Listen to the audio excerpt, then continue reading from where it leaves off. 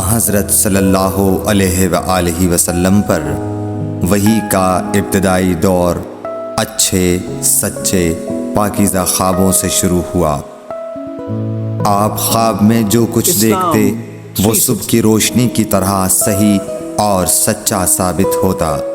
پھر من جانب قدرت آپ تنہائی پسند ہو گئے اور آپ نے غار حرا میں خلوت نشینی اختیار فرمائی اور کئی دن اور رات وہاں مسلسل عبادت اور یاد الہی و ذکر میں مشغول رہنے لگے۔ جب تک گھر آنے کو دل نہ چاہتا توشہ ہمراہ لیے ہوئے وہاں رہتے۔ توشہ ختم ہونے پر ہی اہلیہ محترمہ حضرت خدیجہ رضی اللہ تعالی عنہا کے پاس تشریف لاتے اور کچھ توشہ ہمراہ لے کر پھر وہاں جا کر خلوت گزین ہو جاتے۔ یہی طریقہ جاری رہا یہاں تک کہ آپ پر حق منکشف ہو گیا اور آپ غار حرا ہی میں قیام پذیر تھے کہ اچانک حضرت جبرائیل علیہ السلام آپ کے پاس حاضر ہوئے اور کہنے لگے کہ اے محمد پڑھو۔ آپ فرماتے ہیں کہ میں نے کہا کہ میں پڑھنا نہیں جانتا۔ آپ صلی اللہ علیہ وسلم فرماتے ہیں کہ فرشتے نے مجھے پکڑ کر اتنے زور سے بھینچا کہ میری طاقت جواب دے گئی۔ پھر مجھے چھوڑ کر کہا پڑھو۔ میں نے پھر وہی جواب دیا کہ میں پڑھا ہوا نہیں ہوں۔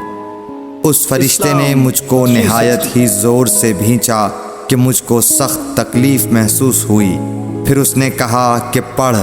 میں نے کہا میں پڑھا ہوا نہیں ہوں۔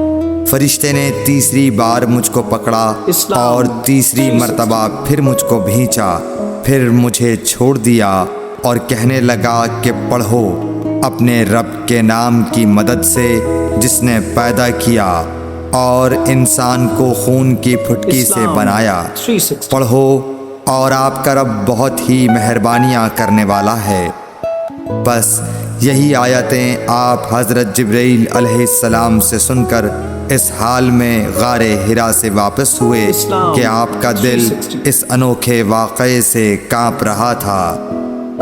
آپ حضرت خدیجہ کے ہاں تشریف لائے اور فرمایا کہ مجھے کمبل اوڑھا دو، مجھے کمبل اوڑھا دو۔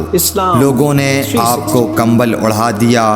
جب آپ کا ڈر جاتا رہا تو آپ نے اپنی زوجہ محترمہ حضرت خدیجہ رضی اللہ تعالی عنہا کو تفصیل کے ساتھ یہ واقعہ سنایا اور فرمانے لگے کہ مجھ کو اب اپنی جان کا خوف ہو گیا ہے۔ آپ کی اہلیہ محترمہ حضرت خدیجہ رضی اللہ تعالی عنہا نے آپ کی ڈھارس بندھائی اور کہا کہ آپ کا خیال صحیح نہیں ہے۔ اللہ کی قسم آپ کو اللہ کبھی رسوا نہیں کرے گا۔ آپ تو اخلاق فاضلہ کے مالک ہیں۔ آپ تو کنبہ پرور ہیں، بے کسوں کا بوجھ اپنے سر پر رکھتے ہیں، مفلسوں کے لیے آپ کماتے ہیں، مہمان نوازی میں آپ بے مثال ہیں اور مشکل وقت میں آپ امر حق کا ساتھ دیتے ہیں۔ ایسے اوصاف حسنہ والا انسان یوں بے وقت ذلت و خواری کی موت نہیں پا سکتا۔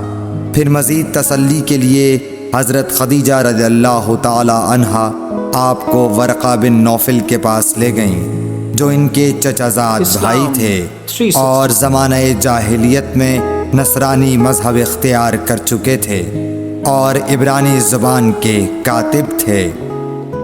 چنانچہ انجیل کو بھی حسب منشائے خداوندی عبرانی زبان میں لکھا کرتے تھے۔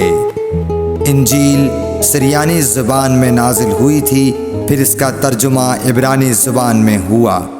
ورقہ اسی کو لکھتے تھے۔ وہ بہت بوڑھے ہو گئے تھے، یہاں تک کہ ان کی بینائی بھی رخصت ہو چکی تھی۔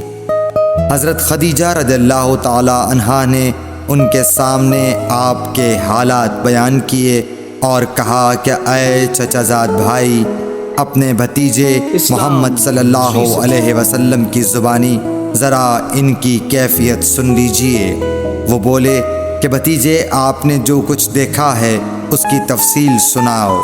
چنانچہ آپ صلی اللہ علیہ وآلہ وسلم نے از اول تا آخر پورا واقعہ سنایا، جسے سن کر ورقہ بے اختیار ہو کر بول اٹھے کہ یہ تو وہی ناموس معزز رازدان فرشتہ ہے جسے اللہ نے حضرت موسیٰ علیہ السلام پر وحی دے کر بھیجا تھا۔ کاش میں آپ کے اس عہد نبوت کے شروع ہونے پر جواں عمر ہوتا، کاش میں اس وقت تک زندہ رہتا جب کہ آپ کی قوم آپ کو اس شہر سے نکال دے گی۔ رسول کریم صلی اللہ علیہ وآلہ وسلم نے یہ سن کر تعجب سے پوچھا کہ کیا وہ لوگ مجھ کو نکال دیں گے، حالانکہ میں تو ان میں صادق و امین و مقبول ہوں؟ ورقہ بولا، ہاں یہ سب کچھ سچ ہے، مگر جو شخص بھی آپ کی طرح امر حق لے کر آیا لوگ اس کے دشمن ہی ہو گئے ہیں۔ اگر مجھے آپ کی نبوت کا وہ زمانہ مل جائے تو میں آپ کی پوری مدد کروں گا، مگر ورقہ کچھ دنوں کے بعد انتقال کر گئے، پھر کچھ عرصے تک وحی کی آمد موقوف رہی۔